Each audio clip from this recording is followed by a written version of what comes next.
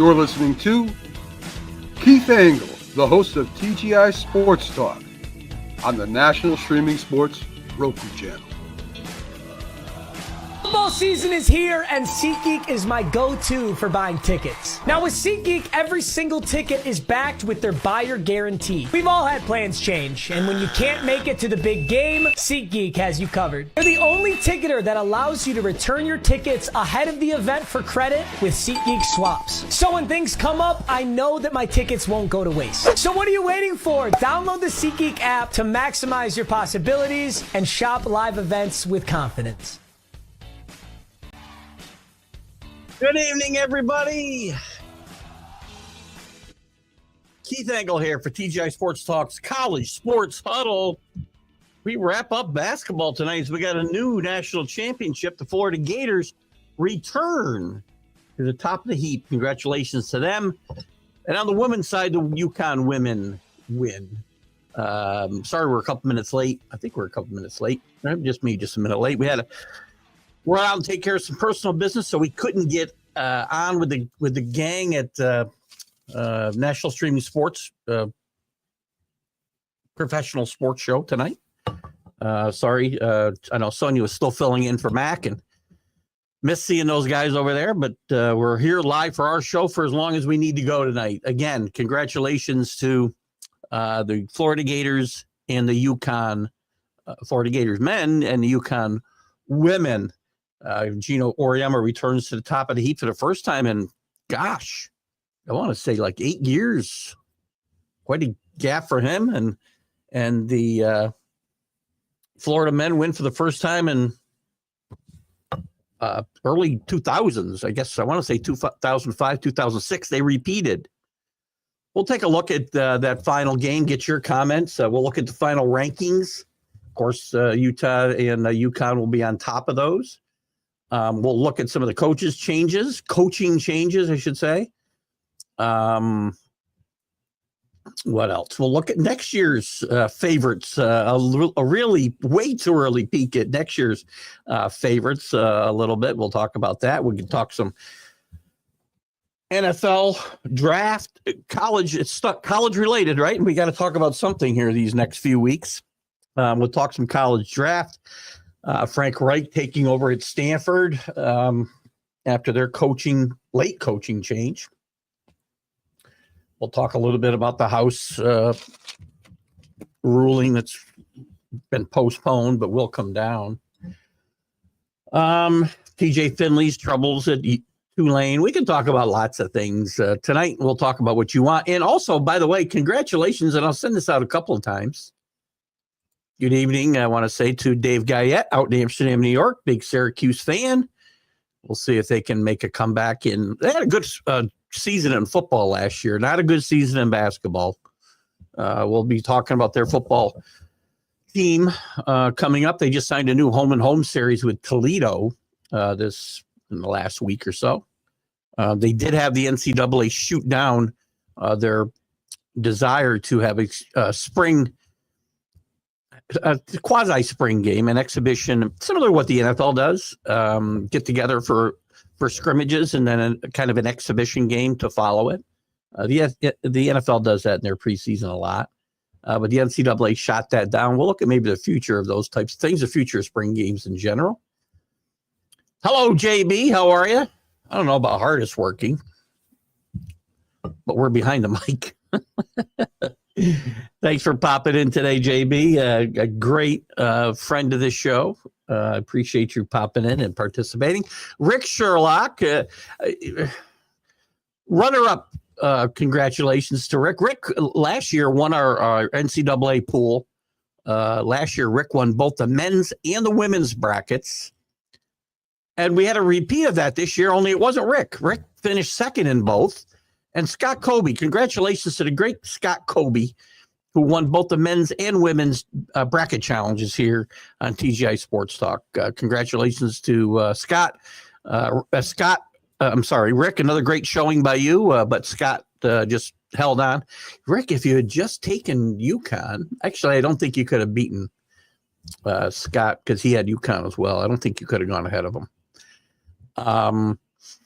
But you did stay in the hunt by taking Florida, for sure. So anyway, runner-up is nothing to sneeze at, I guess, especially when you consider yours truly finished 7th in both of those pools out of not that many. So anyway, congratulations to Coach Golden, 39 years old, wins his first national championship at Florida.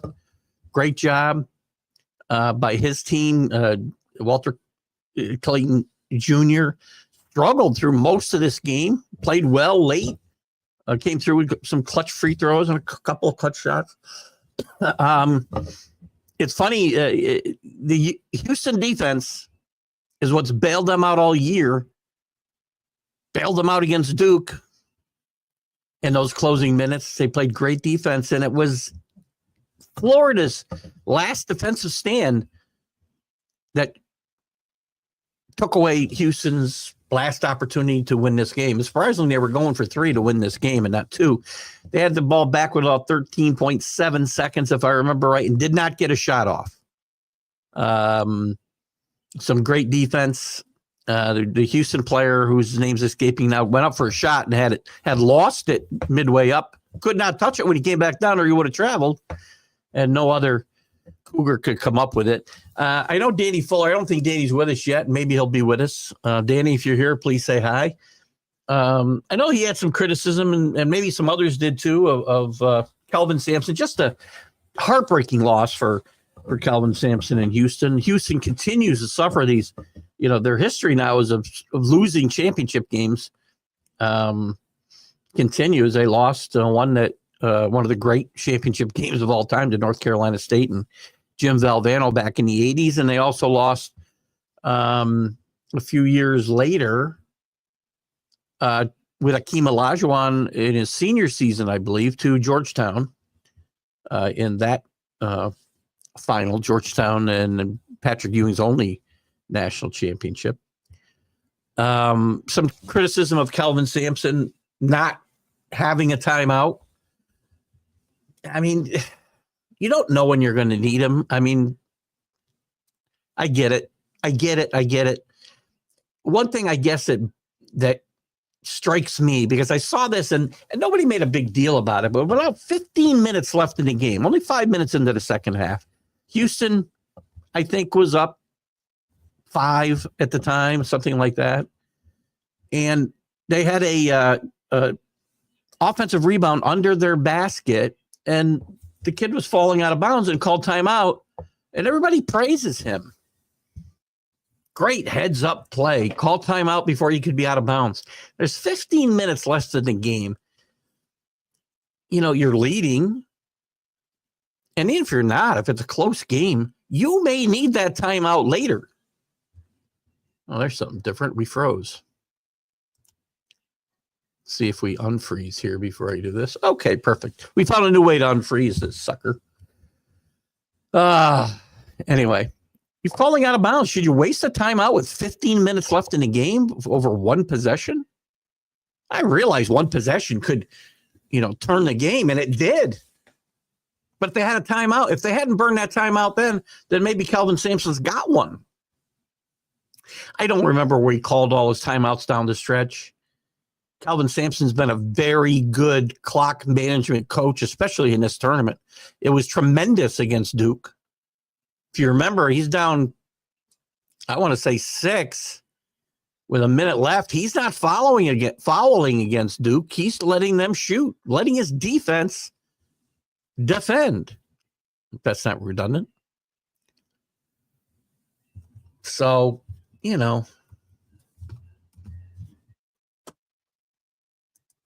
I thought it was a great basketball game. I wish Danny was here because I want to get Danny's expanded thoughts on this other than what he just posted in our group chat. And if any of you guys want to join the TGI Sports group chat, all you need to do is let me know. Send me a personal message and I'll get you in that chat.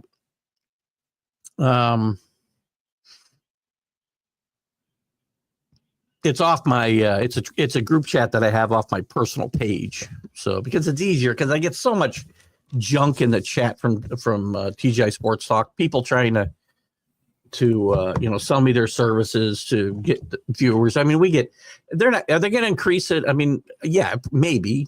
But I need followers to increase, and the viewers, range from, 1.5 to 2,000, 1,500, I should say, to 2,000 a show. And I'm not unhappy with that. I need to get YouTube up to play, but that's why I don't do the chat on plus the scammers there who are telling me my page is going to get shut down any minute.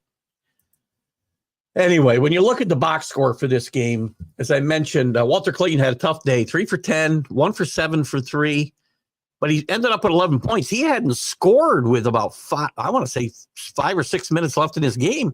I don't think he'd scored, but he made some clutch free throw shots. He had a couple of big rebounds. He had 7 assists. He didn't let that lack of success shooting the ball really affect him, and some other guys picked him up. Will Richard with 18, Alex Condon with 12. Will Richard was 4 of 7 from 3-point line, by the way. And the bench came through with 12 points. 3 guys fill in for 56 minutes or so. Great job. Compare that to 17 off the bench for Houston. Their offensive star, LJ Cryer, by the way, 6 of 18. Not a great day for him either. 4 of 11, 19 points. That's a lot of shots to put up to get 19 points, right? So, and if I didn't say hello to you, Rick, hello. I know I was giving you some kudos there. They were led by Kreider. They did not shoot the ball well at all. 24 for 69. They shot 34%. Florida just a bit better at 39.6. So not a great offensive game. When I say a great game, I felt like it was a bit of a chess match here. Good defensive play on both ends. Maybe you want to look at his bad offensive play. You can do that. I thought it was an exceptional. The Final Four semifinal games were better than this, but I thought the 3 games were pretty good. I thought we had good defense here. I mean, I don't need to see 198 the way Alabama plays. I don't need to see that. I'm okay with 65, 63. I'd rather see, if you're going to throw up 24 3-pointers, I'd rather see you make more than 6. But I see we got a nice viewership right now. If you guys are there, please comment. Don't know where you're coming in from. Can I see? Let's see where we got people watching from. We got a pretty good crew on X. Looks like all our viewers right now are on X. That's very interesting. That never happens. Let me check our feed on Facebook while we're talking here. I can't all be from X because there's no way Rick's watching on X. And we're live on YouTube. I'm sorry, we're live on where are we? Facebook. Oh, God. So that's kind of weird that I'm not seeing my viewers where they normally are. That's why I can't really trust this, right? I bet you there's a lot more people watching than we think. I'll see up here 12, 15. But then I'll sign off and there will have been, 70 or 80 live views before we share the show. Sometimes 100, 150, 200. But I won't see that reflecting in the live views while we're live. So anyway, guys,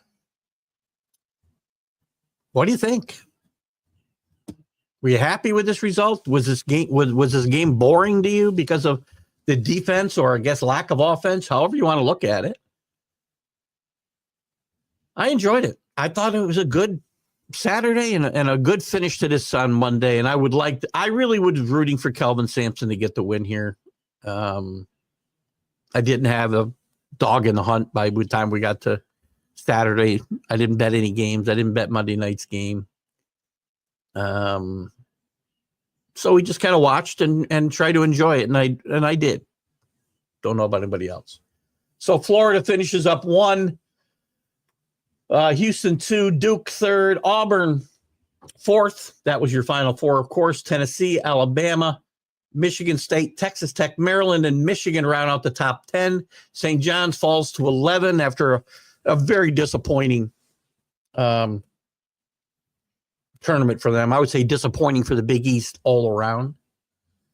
Kentucky finishes 12, BYU 13, Purdue, Arizona round out the top 15. Wisconsin, Iowa State, Ole Miss, Texas A&M, Arkansas, Louisville, Clemson, Gonzaga, St. Mary's, and Memphis round out the top 25. And the West Coast Conference gets 2 people in the top 25, with Gonzaga sneaking back in after falling out for much of the last 2 months. ACC disappointment outside of Duke. Big East a disappointment. I would say the SEC had a really good success.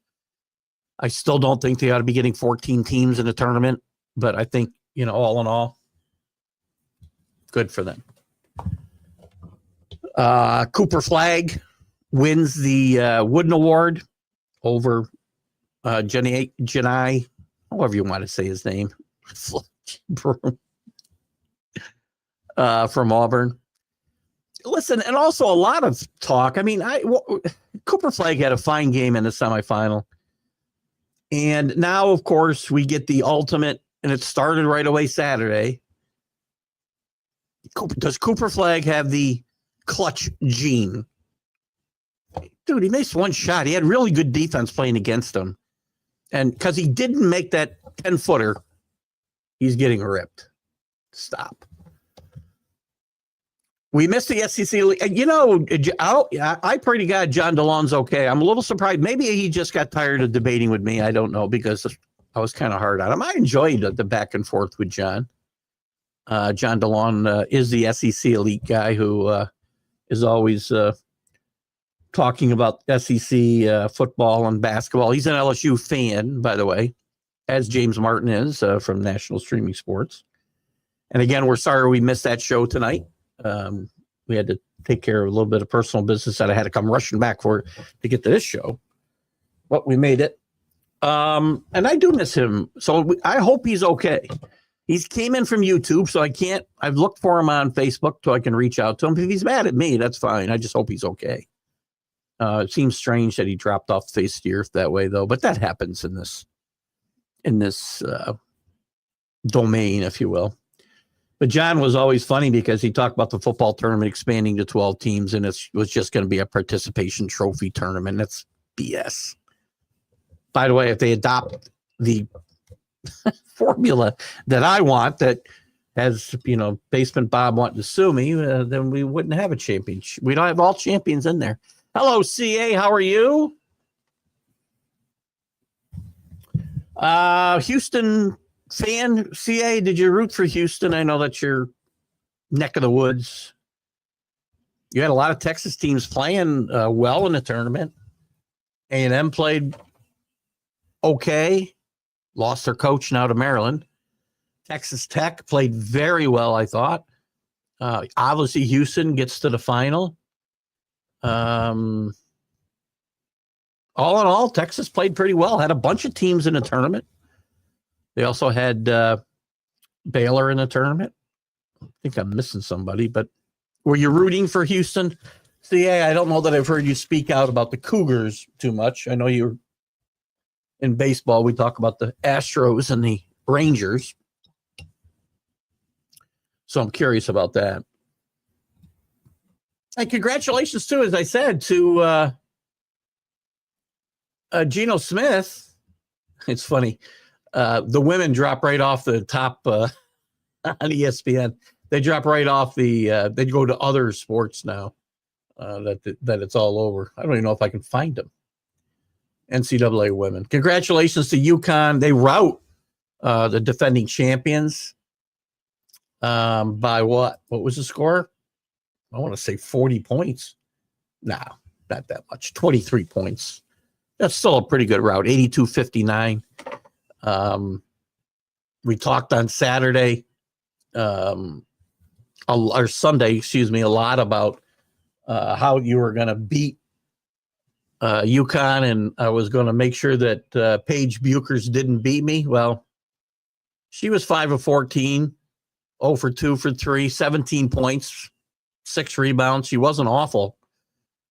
But Ozzie Fudd, Elmer's great granddaughter, scored 24 points, 9 for 17 shooting, not much from three, but she scored 24, and so did Sarah Strong. So UConn just proved to be deeper. Their bench contributed 13 points as well, and he played. Well, he probably played some girls that may not have. Can I say that? Is it okay to say girls? He probably played some girls that he might not have played. Nobody scores in double figures of the starters for South Carolina. Joyce Edwards and Tessa Johnson led with 10 off the bench. Just a bad night. 34% shooting for South Carolina, 48% for UConn. It's always, and again, I said it about the men, and it's always interesting. It's a fine line between poor shooting, poor offensive mechanics or whatever, fundamentals, and good defense. Probably a little bit of both on the men's side, I'm going to say. I thought both teams played really good defense, which contributed to Clayton's struggles and Cryer's struggles. Many family and friends are Cougar fans for CA.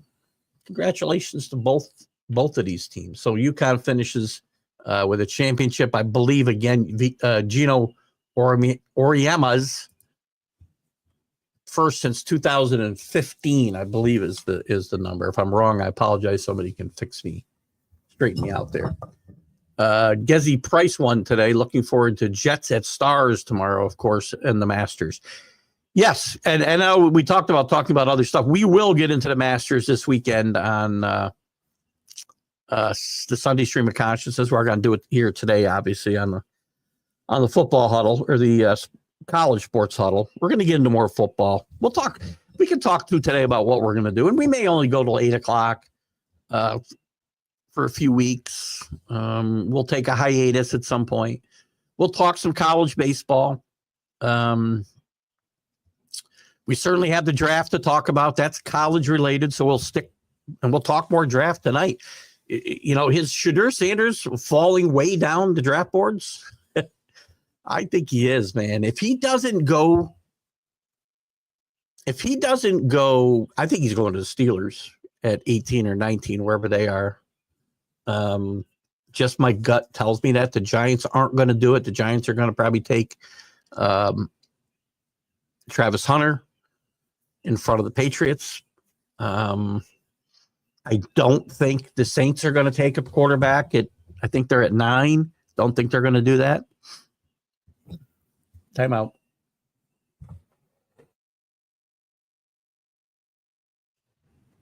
Sorry about that. We got the sneezes lately.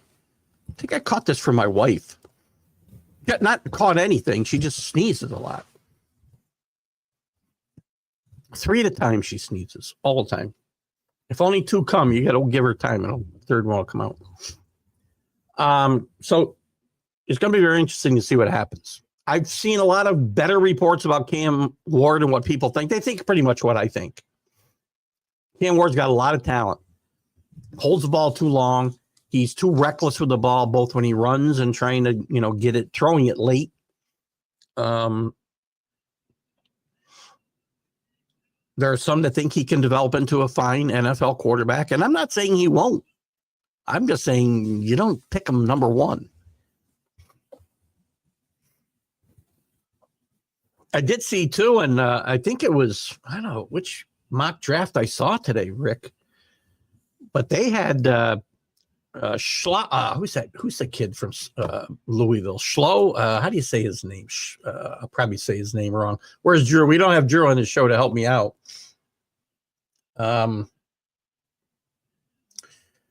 Where is my? I must have closed down my PFF board. Hate it when I do that. Hang out with me for 1 second. I don't know how to say this kid's name. I got to see it. Maybe I can do it if I see his name. This is a kid who's been rocketing up draft boards. He's also like 26 years old, I want to say. I think he's a 7-year senior. We'll check his age here in a second. So right now, PFF, this is what, and again, this isn't where they'll be drafted, right? That's something totally different. This is just where PFF, and I found their rankings, again, it won't match up with the draft, but that's not what we're doing here. We're just ranking the players as far as where they rank with all the players in the draft. And this is not a talent-rich draft. I think it's an interesting draft, but it's not talent-rich. So PFF has Cam Ward 20. Shedeur Sanders has fallen to 45. Highest I've seen him was 17. Jalen Milroe is 101. 113 is Will Howard. I've seen him now in a lot of mock drafts in the 6th round. And the guy I want to tell you about is Tyler Shug, I think. Shug? Shove? Not sure how you say his name. Played very well at Louisville. He's 25. He'll be 26 when the season starts. Some people in the past have worried about age. We know what happened with Wenke from Florida State. And who's the other guy? Whedon,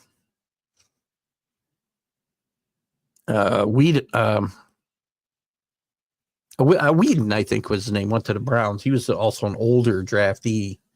But I've heard this kid being drafted by your Vikings a lot the last week, Rick, and much higher than where they're ranking him here. In fact, one of the ESPN guys had quarterback rankings, and they had Will Howard's the guy. I'm sorry, Rick, I screwed this all up. 6th round, Will Howard. This is one of the ESPN analysts. He was ranking all the quarterbacks, where they would go. Not ranking them like PFF, but ranking them by where he thinks they'll go in the draft. And by his estimation, he's still got, let's see. This is his prediction of where these quarterbacks all go in the draft. Cam Ward, number 1 to the Titans. Shedeur Sanders to the Giants. It's not going to happen. I don't think. 2nd round. That's 2 quarterbacks in the 1st round. Jackson Dart goes the 3rd quarterback gone number 33 to the Browns. Seahawks, Tyler Shove. I don't know how to say his name. From Louisville. That is round 2. I wish I was on with Drew. I got to ask Bo about this. Round 3, Pittsburgh, Jalen Milroe, 83rd pick in the 3rd round. Kyle McCord, sleeper pick to the Saints in the 4th round, 131. Round 6, Will Howard, Ohio State to Minnesota. 6th round. That's a pretty good place to get a quarterback. And again, you've only got You've got Ripken in your quarterback room besides J.J. McCarthy. That's it. Riley Leonard in the 6th round to the Rams. Interesting pick there. Quinn Ewers in the 6th round to the Cowboys. That's it. That's all the quarterbacks they've got being drafted. And there's 3 intriguing undrafted free agent fits he sees. Hunter Deckers from Iowa Western to Miami. Dylan Gabriel, who he doesn't have getting drafted, to the Commanders, also known as the Redskins, sorry. And Curtis Rourke from Indiana to the Lions. Interesting stuff there. Let's see, what have I missed here? College baseball, Arkansas looking good. Well, yeah, we'll start getting into college baseball a little bit and talking some more of it. I haven't really even looked into it, but CA is updating us a little bit. Arkansas looking good. Huge move by the Longhorns up to number 2. It is still too early to pick the top 8 seeds for the regionals. I think that's still, a month away yet? But we will start talking some college baseball as well. Alan wants a wide receiver or Graham. Let's see. Where's the latest? Let's pick a mock draft we want to look at. Let's look at Mel Kiper. And if you don't like Mel Kiper, we got a bunch of guys we can look at. Here's Kiper's first round picks. He still has Cam Ward to the Titans, Travis Hunter to the Browns. Let's see where he has you in a second. Alan, hope you're feeling better. Not sure what's going on, but I hope you're feeling better. There we go again. Bear with me. All right, we're back. Abdul Carter, great edge rusher from Penn State to the Giants, which would leave the Will Campbell, the offensive tackle from LSU, for the Patriots. Jacksonville takes Mason Graham. I think he'll be gone before 12, Alan. Ashton Giante to the Raiders. A bit of a surprise. Armand Membu, who I do like, offensive tackle from Missouri, to the Jets. Jalen Walker, linebacker to Carolina. Shedeur Sanders at 9 to the Saints. This is Mel Kiper's latest. Tyler Warren, who I like a lot, to Tennessee. I like Arroyo a lot as well. I'm hoping he lasts at, say, the 3rd round, and maybe the Patriots can take a look at Arroyo from Miami at tight end. Will Johnson, who John Gonzalez has some inside information that the Patriots are interested in. I have not gotten any of that. And Mel Kiper says, Alan, and this would not be a bad pick because I know the Cowboys, for a long time, Giante was going to fall out of the top 10. And a lot of people had him going to the Cowboys at 12. As a runner-up or a consolation prize, they get Omarion Hampton from North Carolina, who I think is could be a game breaker. And if they can put an offensive line in front of him, he will be very, very good for as long as a running back can be very, very good. I like this kid. A lot of guys have him going as far back as top of the 2nd round, end of the 1st round. If he goes at 12 to the Cowboys, that'd be interesting. Barron, the cornerback to the Dolphins, Colts, Loveland. And we can look at some other of these mock drafts if you want. Green to the Falcons, Matthew Golden, who I like a lot, going to the Texans, to Texas, from Texas, sorry, to the Cardinals. Alan, maybe that's a guy that you'd be interested in. And by the way, we haven't even gotten to McMillan here. Did I miss McMillan? Did he get picked and I didn't call him? Some guys are down on McMillan. Arizona, best. I think he's the best wide receiver in this draft. And here we've got Golden going before him, according to Mel Kiper. Jihad Campbell to the Bengals. Kelvin Banks Jr. to the Seahawks. Emanwuri, the safety from South Carolina, to the Buccaneers. Boy, McMillan, a wide receiver, falls all the way to the Broncos. That would be a win for the Broncos. If they get him at number 20, that'd be amazing. 21 to Steelers. They say Derek Harmon. I think Shedeur Sanders falls all the way to 21 in the Pittsburgh Steelers. Very interesting. He just met with the Steelers yesterday. He had no reason to meet with them because his campus had no reason to think he was falling this far in the draft. Zabel, a guard center, to the Chargers.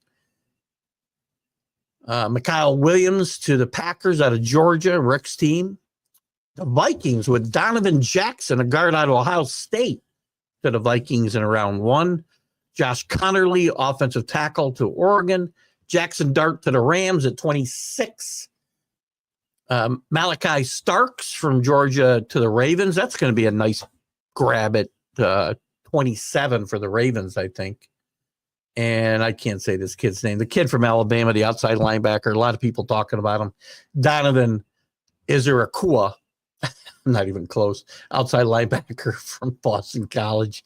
Shamar Stewart, defensive end from Texas A&M, to the Redskins. And the Bills take Maxwell Hairston from Kentucky. Josh Simmons, offensive tackle, to the Chiefs. Chiefs need offensive line help in the worst way. And the Eagles picking last, James Pierce, outside linebacker from Tennessee. What do you think, Alan? If the kid from North Carolina is there, do you want him? I think you need a running back. You're not getting Graham, I don't think, at 12. And I think, although these teams don't want to pay running backs, which is why Giante could still fall out of the top 10.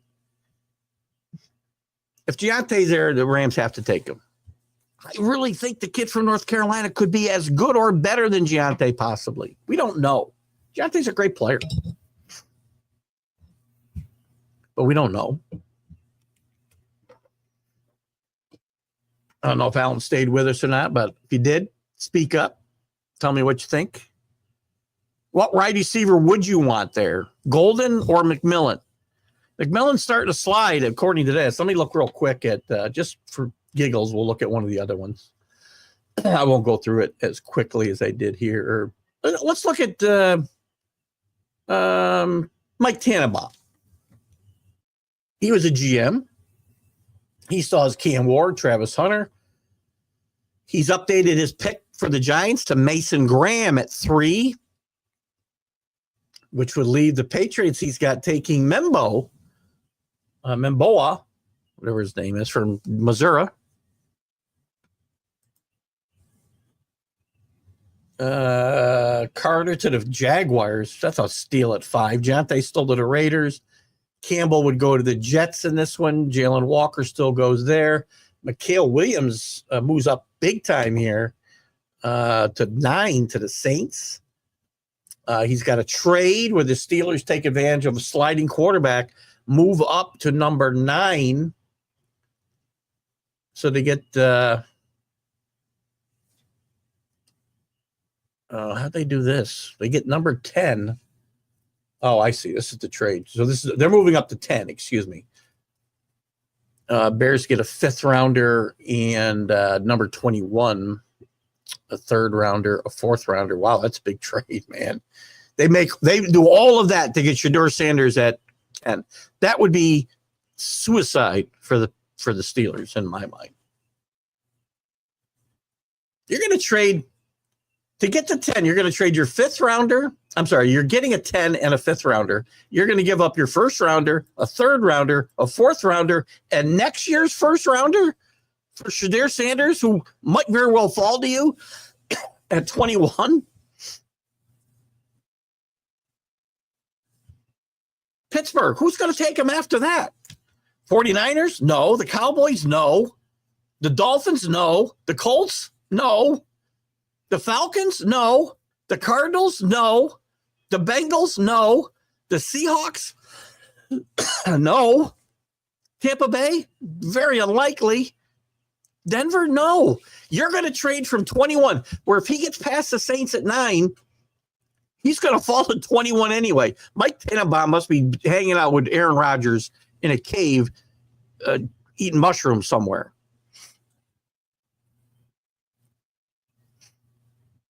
Am I the only one who sees this? I'm not wrong, right? If he gets by the Saints, he's going to 21. The Steelers can get him at 21. None of those teams from 10 to 20 are taking Shedeur Sanders.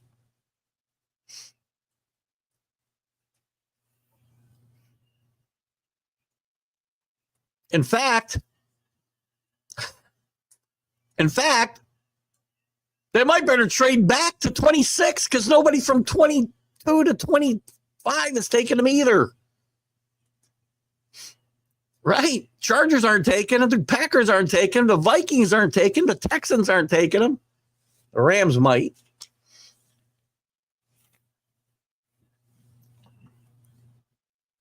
These guys are getting paid. I'm not. I'm going to be ranting about this until draft day. When is draft? When is the draft? I don't know what's going on with draft night. With Mac being laid up, not sure what the draft show status will look like. But we'll keep you guys updated on that. When is it? April 24th at 8 p.m. I don't know. I must be nuts. Mike Tannenbaum's got to be doing some drugs. No? Am I being too hard on Mike? Oh, my God. Now I got to look at another one. You guys can speak up here. Don't leave me hanging here. Who else is picking here? Let me see. Who else we got? Mel Kiper, Matt Miller, Jordan Reed, Field Yates. Let's look at Matt Miller's picks. Matt Miller's first round. We'll go through this quickly. Everybody's got Cam Ward. He's got Browns taking Carter. Giants taking Sanders still, which would be, listen, if the Giants take Shedeur Sanders, nobody will be happier than me because then the Patriots end up with Travis Hunter. Thank you very much. Graham to the Jaguars, McMillan to the Raiders, so he likes them a whole lot better than the last two guys did. Jets getting Membo from Missouri. Walker still goes to the Panthers. Barron, cornerback to the Saints. Giante to the Bears. She's got them going to 10. That'd be a great pickup for the Bears. Will Johnson to the 49ers. Tyler Warren, Allen, to your Cowboys. Will Campbell goes all the way down to 13. Loveland, Green, Golden to the Seahawks. Luther Burden. I'm a little surprised. This is the only time I've seen him picked in the first round. He's kind of small, but he's fast.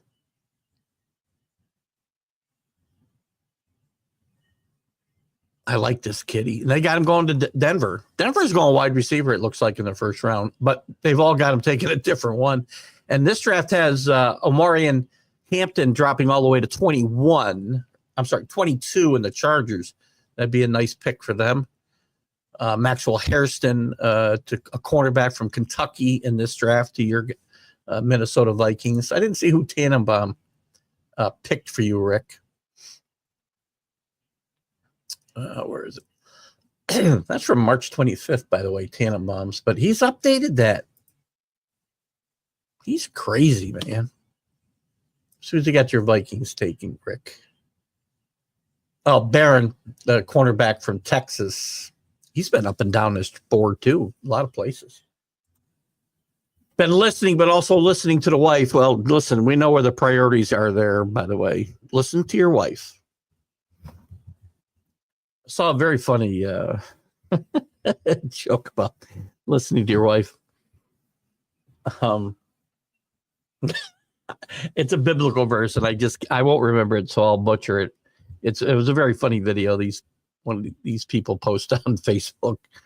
Guy talking to his wife about how men, if a man and a wife die at the same time, the man always gets to heaven for like a minute before his wife. And she says, "How do you know that?" He goes, "Right here in the Bible." And there's a verse that speaks somehow. And when man reached heaven, there was silence for 1 minute. I know I've got it wrong, but you get the gist. I hope my wife isn't listening. Who's going to quarterback for the Steelers?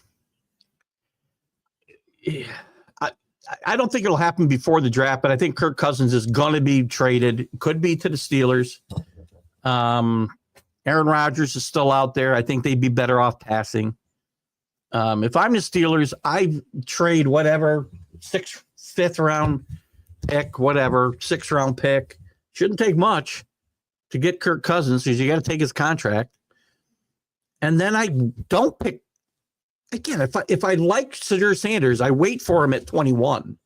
I'm not trading up like unless I think if I love him, I got to get ahead of the Saints because the Saints could take him. You're not trading all the way up to 5 or 4 or 3. But if you don't move up to 10 because nobody from 10 to 20 is going to take them. We got to look into this freezing problem. I'll tell you, it's really starting to annoy me. So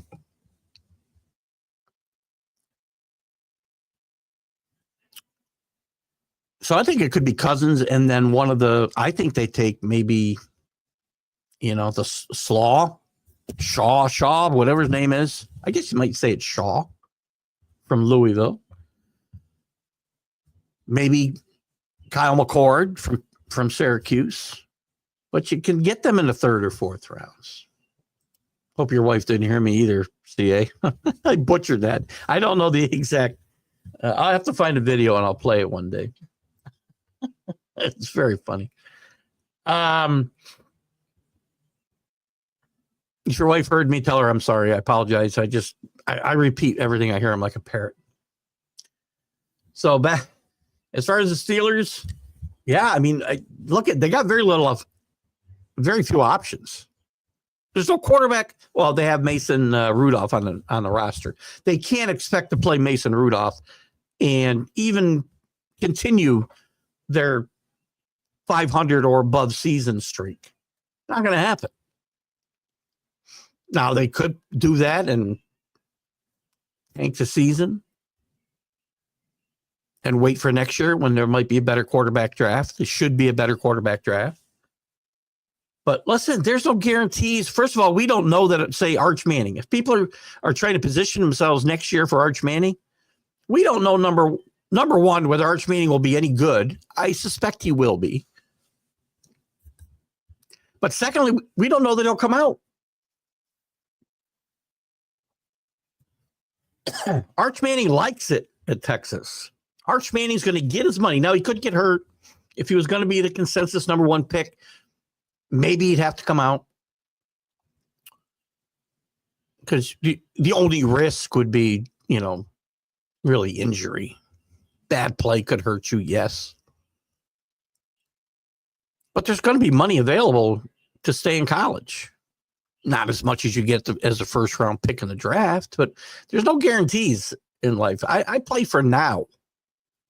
So I would take I would go out and get Kirk Cousins for a 5th or 6th round pick. Maybe 4. I don't know what you got to go to get Kirk Cousins. They're not going to keep him on that roster.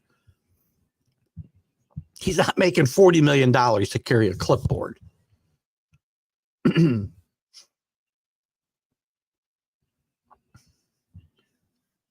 And personally, I think the Falcons have kind of screwed Kirk Cousins over. I'll go back to last year. I'm okay with them taking Michael Penix, but not after you've signed Kirk Cousins to this long-term contract and tied up $80 million guaranteed, and then not give him any help in the draft.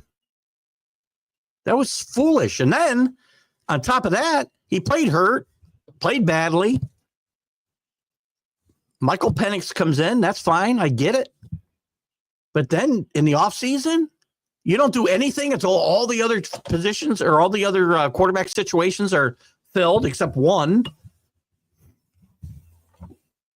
And you hold them hostage when you know damn well you're not keeping a $40 million backup quarterback. Now, that doesn't really relate to the college world of sports that we usually talk about on Wednesdays, other than the draft. That affects the draft. A few months ago, we went to the funeral of a Sparkman Hillcrest. Oh, at Sparkman Hillcrest, sorry. Always stop to say hello to Mickey Mantle. That's nice. That's awesome. The Mick. He's my man.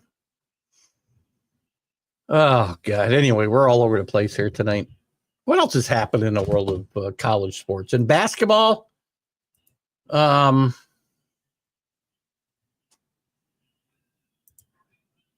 a lot. We've talked about most of the coaching moves, right? We talked about Willard going from Maryland to Villanova, then A&M's Buzz Williams going to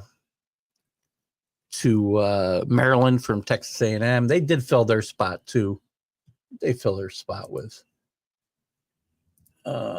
Texas A&M. Where are you, Texas A&M? I feel like they brought in a Texas coach. Bear with me while there's too many teams. Man, there's a lot of teams in college basketball these days. You got too many Texas A&Ms. They hired Bucky McMillan. Where'd Bucky come from? Bucky had been coaching. I heard this the other day, and I can't remember where it was. He'd been coaching at Sanford. Sorry. Yes, Sanford for the last 5 years and done a decent job there. He's got an overall record of 99-52.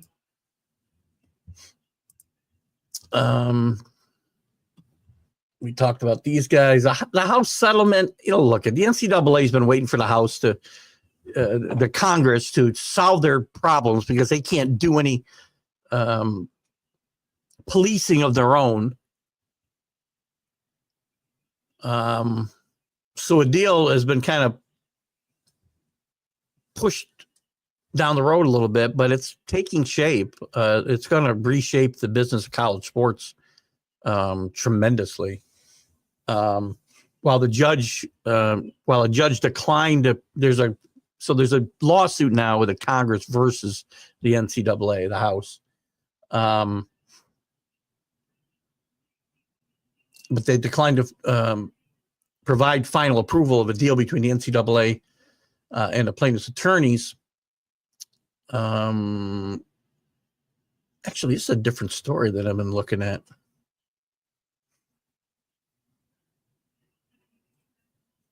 Okay, so the NCAA has agreed to pay roughly $2.8 billion in damages. If you remember, the story was first come to light last fall and winter to current athletes to settle 3 federal antitrust lawsuits that claim the association rules have limited the athlete's earning potential in various ways.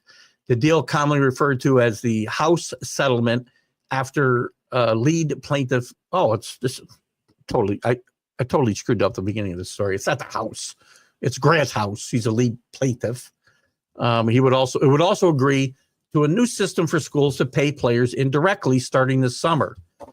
So in exchange, the NCAA would be allowed to limit how much each school can spend. So put a salary cap in place, if you will, can spend on its athletes each year.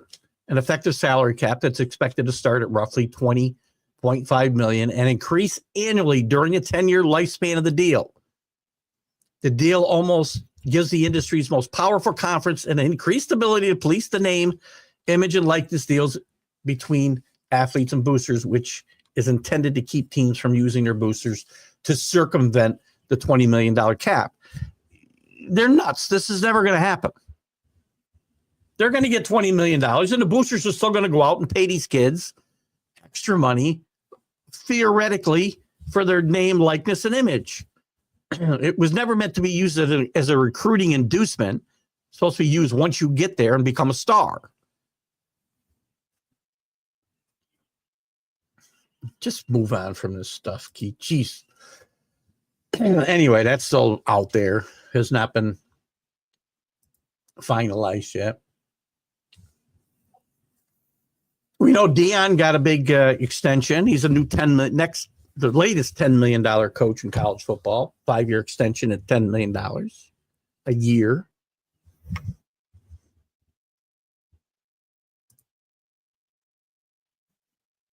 The Athletic talks about who's the most popular college football team. Games with 4. So this is one of the measurements they used was games with 4+ million viewers from 21 to 24. At the top with 37 such games, Alabama. Followed very closely by Rick's Georgia Bulldogs at 36. Ohio State with 34. Michigan 31. Texas 19. Penn State. Tennessee also had 19. Notre Dame 15. Oregon 14. Florida State. Colorado. Really?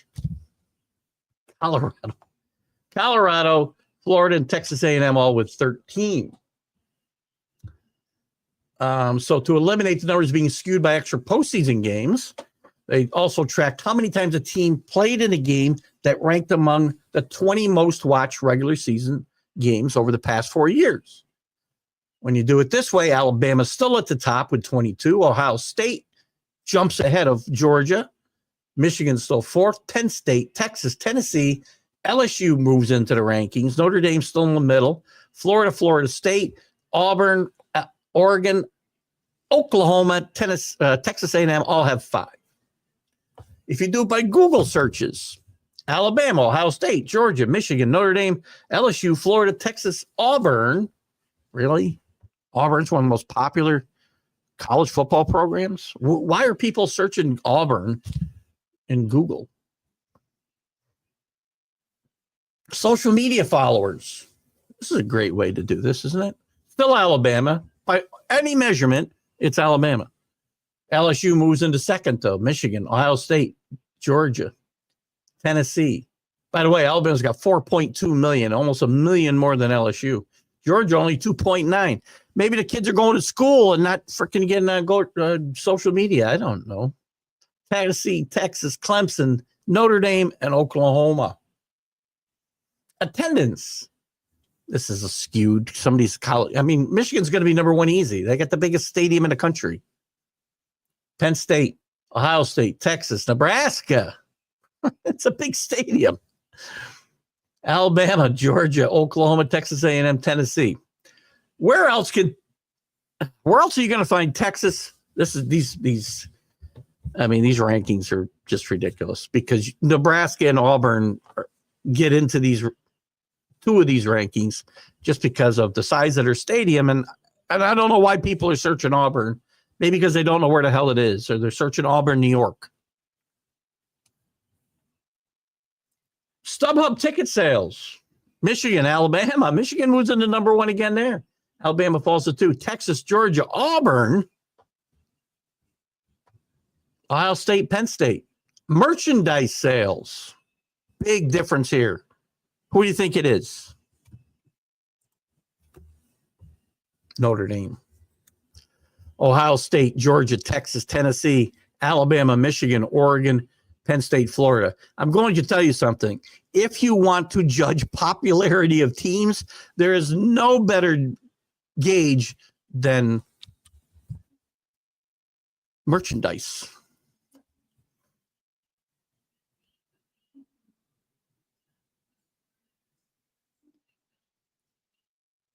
Football revenue, we can't do by that. Jeez, is that popularity? Because there's TV in there. There's a lot of things in there. We're never going to look at that. That's stupid. Online wagering. This is interesting. This was done by percentage of total bets made. You know who's number 1 here? Just bet on, not against, by the way. USC. Georgia, Alabama, Tennessee, Texas, LSU, Ohio State, Oregon, Penn State. The U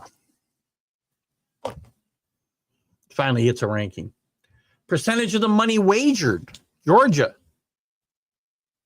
Ohio State, USC falls to 3rd here. Yeah, a lot of people lost a lot of money the last few years on USC, including me.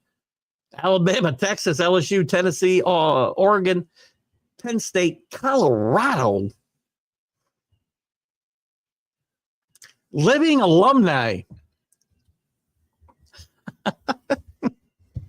Keep your people alive. You'll be ranked the number 1. Indiana, most popular school by living alumni.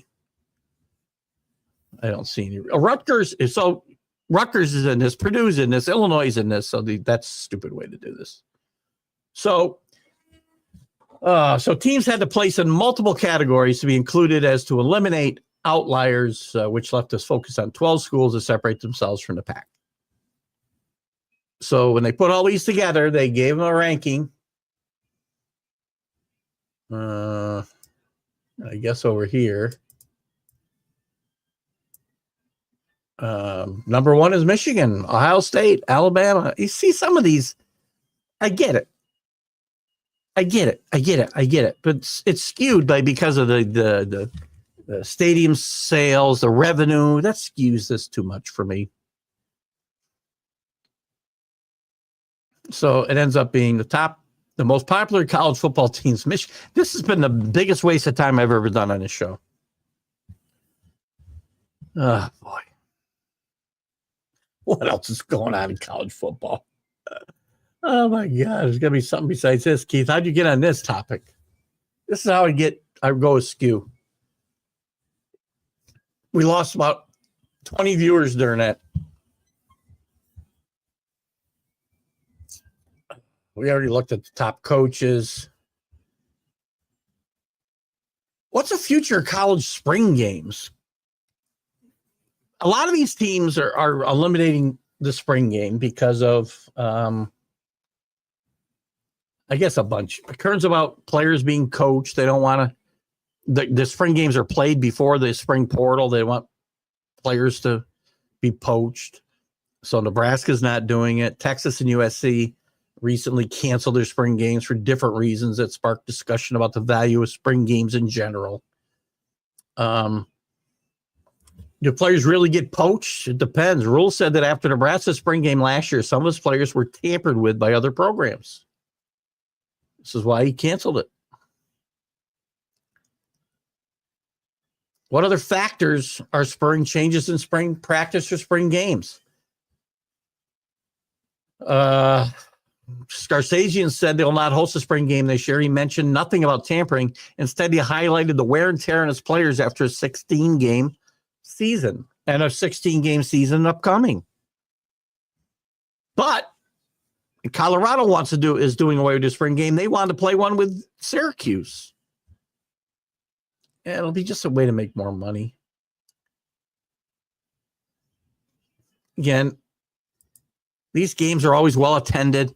I don't know if they're free or how most of these programs handle this. I'm sure they charge a fee because you pay for everything in this world, especially in the world of college sports or in the world of sports in general. I don't.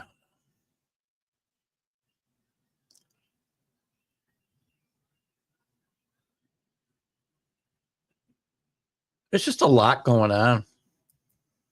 We just get through the men's basketball season, and I was looking at next year's, who's the opening favorites for 2026.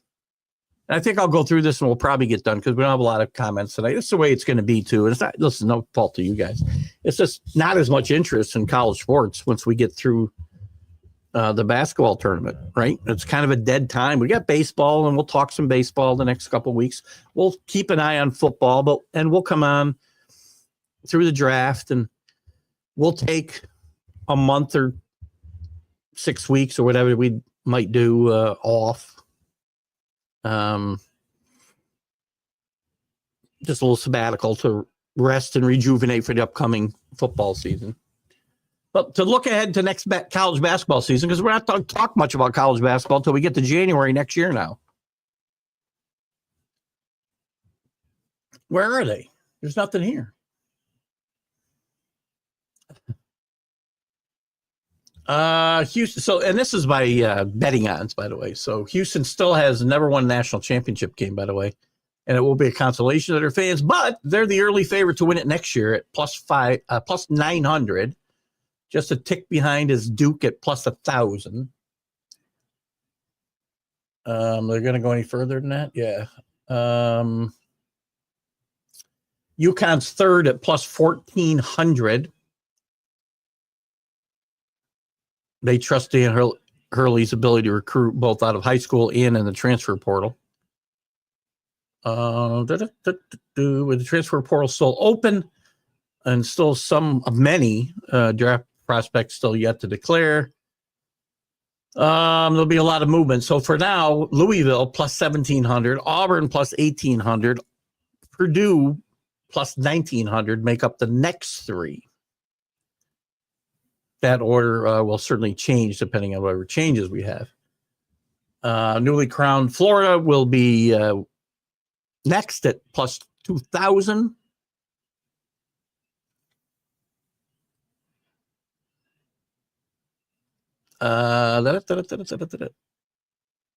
So they're joined at 2,000 plus 2,000 by BYU, Kentucky, Arkansas, Kansas, and Alabama. Interesting. BYU does feel a little out of place there, doesn't it? So that's kind of interesting. In any event, this is the state of college basketball and college football today. I want to give again congratulations to Scott Colby for winning both the men's and women's TGI Sports Talk bracket challenges. Congratulations, second year in a row. We've had a sweep. Last year it was Rick Sherlock who finished second to both of them this year. Congratulations to the Florida Gators men, the Yukon Husky women for winning the national championships in their respective tournaments. We'll be looking ahead to college football, and we'll have an early top 25 probably here shortly in a few weeks to take a look at. And we'll try to keep the show as entertaining as we can and not go on and on and on when there's nothing much to talk about. But we'll dive into some college baseball here. We'll go through the draft the 25th. Then early in May, we'll start to make some decisions on, what the sabbatical will look like this year. And then we'll be back midsummer, sometime in August, to dissect the football. So anyway, where are we? What a mess the NCAA's become, right? Oh, gosh. Well, and I guess I'll belabor this point. It's hard because it's a business. And once this House versus the NCAA court case is finally settled, all illusions of amateurism are gone. And it's probably going to get worse. The rich are going to get richer and the poor are going to get poorer. And I've always said, and I had a harder time with the basketball tournament this year than I normally do, but college football, last year I was okay. Because I've said, as long as I can take the nonsense going on with the NIL, with the transfer portal, and put it aside when football starts, and I still feel that same excitement Saturday mornings, Saturday afternoons, Saturday nights that I feel now, I'll be okay. And last year it was okay. As soon as it starts to feel like Sunday, I'm going to have no reason to watch on Saturday. I'm just not. Because all I'm going to have is a minor league NFL. And that's not what I signed up for. And that's what I stopped doing this show. When I'm not getting excited about stuff. And again, the off season's a time to talk about the portal and NIL and bitch and moan about everything that's wrong with college sports. And I made a promise to myself and to you guys that last year, once the game started, I would stop that. And I pretty much did. Now and again, you had to touch on it.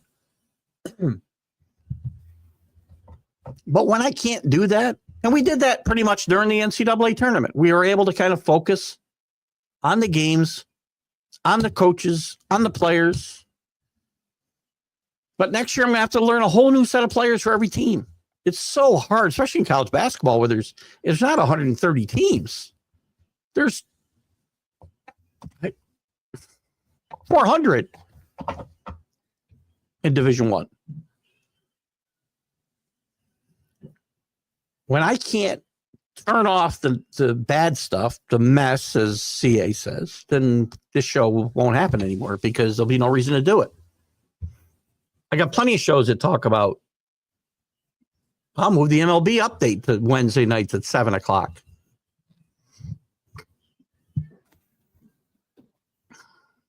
So anyway, not to be a Debbie Downer as we end this week's show, but again, as long as I can continue to just bitch and moan about stuff in the offseason and concentrate on the excitement of the Saturdays for football and the tournament for basketball, let's say, this show will continue. And my college sports fanaticism will continue. When I can't separate the madness from the games, we'll have to take a different path. So that's it for tonight, guys. We're going to wrap it up. I do appreciate everybody for popping in. CA, thank you for participating. Congratulations to Scott and Rick, the winner and the runner-up in the tournaments or tournament brackets. Friday, we'll have an encore one-on-one this week because we have not had time to do much recruiting for new interviews. So we'll have a encore presentation of Jim Graziano, former South Carolina great. He had some interesting things to talk about with Frank McGuire and the NCAA in general. It was a great interview with Jim, and that'll be an encore presentation Friday morning. I'll still be on with Mac and Jack with Sonia probably filling in on Friday, and the MLB update 3 p.m. and the Sunday stream of consciousness will continue as always. That'll probably be the last show that ever goes away for this day. Keith Engle, TGI Sports Talk. Have a great week. See you later. Bye-bye. Football season is here, and SeatGeek is my go-to for buying tickets. Now, with SeatGeek, every single ticket is backed with their buyer guarantee. We've all had plans change, and when you can't make it to the big game, SeatGeek has you covered. They're the only ticketer that allows you to return your tickets ahead of the event for credit with SeatGeek swaps. So when things come up, I know that my tickets won't go to waste. So what are you waiting for? Download the SeatGeek app to maximize your possibilities and shop live events with confidence.